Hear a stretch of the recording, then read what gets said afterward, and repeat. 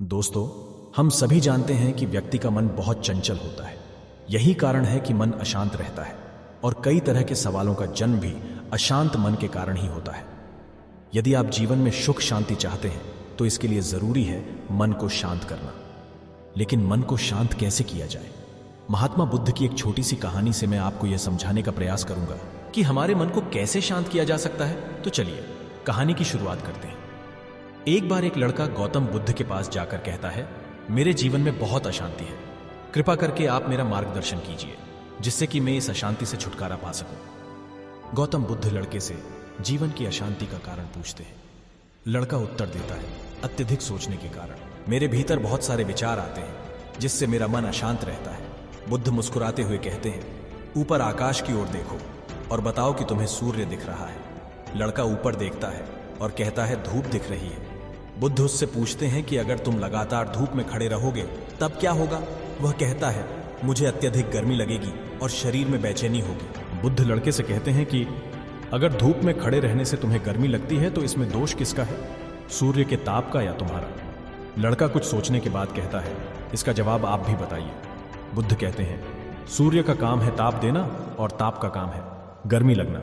ऐसे में तो दोष तुम्हारा ही है कि तुम धूप में जाकर खड़े हुए जिससे कि तुम्हें गर्मी लगी। तुम्हें अगर शीतलता चाहिए तो तुम्हें छांव में रहना होगा।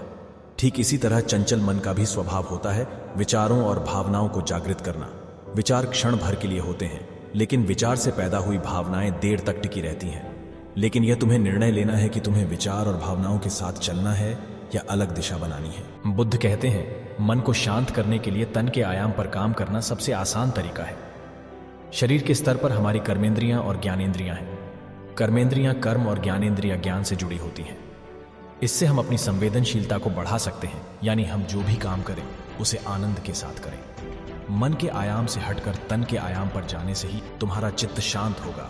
ऐसा करने से तुम मन के आयाम से हटकर शरीर के आयाम पर आ जाओगे, ठीक उसी तरह जैसे तुम धूप से हटकर छांव में आ सकते थे। मन के आयाम से हटने पर तुम्हारी जागरूकता तन पर आ जाएगी।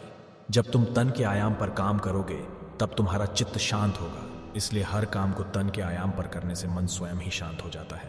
अपने मन के विचार और भावना को नहीं बल्कि सुर को सुनो। लड़का बुद्ध से कहता है, अपने भीतर के सुर को कैसे सुने? बुद्ध कहते हैं, किसी शांत स्थान पर रहकर जहां शांति हो, तब अपनी आंखें बंद करो और मन के भीतर चल रहे शोर से हटकर भीतर के सुर को सुनने की कोशिश करो। सुर निरंतर चलता रहता है, लेकिन बाहर के शोर के कारण तुम अपने मन के भीतर चल रहे सुर को नहीं सुन पाते हो। जब तुम अपने दोनों कानों को अपने हाथों से बंद कर दोगे तभी मन के सुर को सुन पाओगे। इस तरह तुम मन की अशांति से दूर हो जाओगे और तुम्हारा मन शांत हो जाएगा। नमो बुद्धाय।